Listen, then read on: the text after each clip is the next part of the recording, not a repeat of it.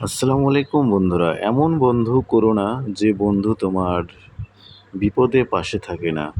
এমন বন্ধু করো যে বন্ধু তোমার বিপদে আপদে পাশে থাকে।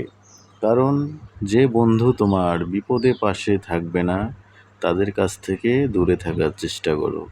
কারণ সে তোমার কখনোই উপকারে আসবে না। সে তোমার স্বার্থের জন্য তোমাকে ভালোবাসবে, তার স্বার্থের জন্য তোমার কাছে আসবে, তার প্রয়োজনও সে তোমার কাছে আসবে। এই জন্য সেরকম বন্ধুকে বর্জন করুন। যে বন্ধু প্রকৃত বন্ধু বিপদ আপদে পাশে থাকে তাদের সাথে বন্ধুত্ব করুন, তাদের সাথে চলাফেরা করুন। কারণ বন্ধুত্ব একদিনের নয়, বন্ধুত্ব সারা জীবনের জন্য। একদিনের বন্ধুত্ব করে লাভ নেই, বন্ধুত্ব হবে চিরকালের জন্য।